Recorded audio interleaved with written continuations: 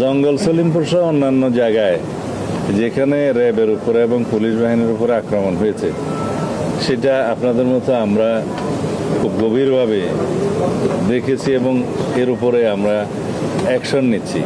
সেটা আপনাদের সামনে যখন দৃশ্যমান হবে, হচ্ছে ইতিমধ্যে, তখন আপনারা দেখতে পাবেন।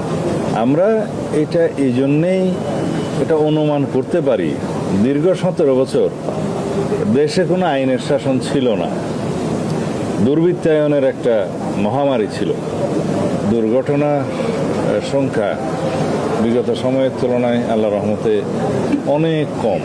দুই একটা দুর্ঘটনা যেগুলো হয়েছে, এগুলো নেহায়েত তাদের নিজস্ব গাফলতির কারণে বলা যায়।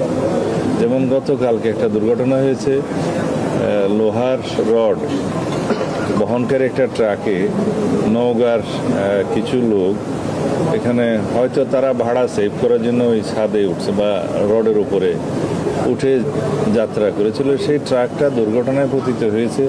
সম্ভবত ভারসাম্য নিয়ন্ত্রণ হয়তো ফেল করেছে, ভারসাম্য রাখতে পারে নাই।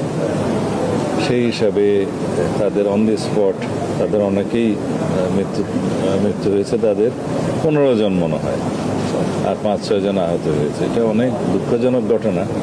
যদি যাত্রীরা নিজেরা সচেতন থাকে তাহলে এই দুর্ঘটনা এড়ানো সম্ভব।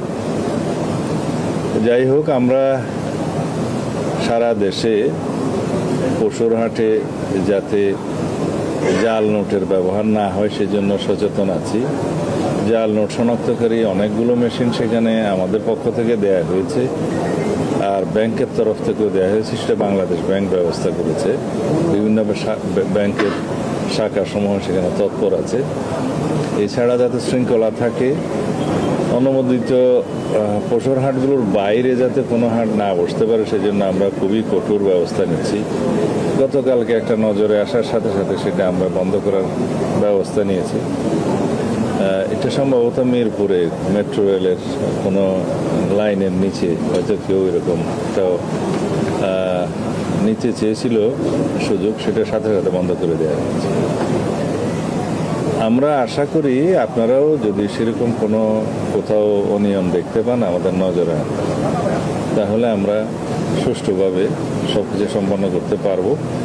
ঈদ পরবর্তী সময়ে 24 ঘন্টার ভিতরে যাতে বর্জ্য সরানো যায় সেজন্য আমরা ব্যবস্থা নিয়েছি। সিটি কর্পোরেশনগুলো, জেলা প্রশাসন এবং অন্যান্য জায়গায় পৌরসভা সবাই ব্যবস্থা নিয়েছে এবং স্যানিটারি ব্যবস্থা যাতে সুচারুরূপে সম্পন্ন হয় সেজন্য বিশেষ ব্যবস্থা নেওয়া হয়েছে এবার।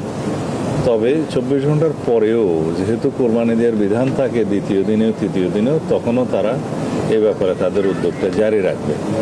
আশা করি ইনশাআল্লাহ আমরা নিরাপদ ঈদ যাত্রা, নিরাপদভাবে সমস্ত ঈদের জামাত অনুষ্ঠান এবং নিরাপদভাবে যার যার কর্মস্থলে ফিরে আসা, এই ব্যবস্থাগুলো করতে পারবো। ধন্যবাদ।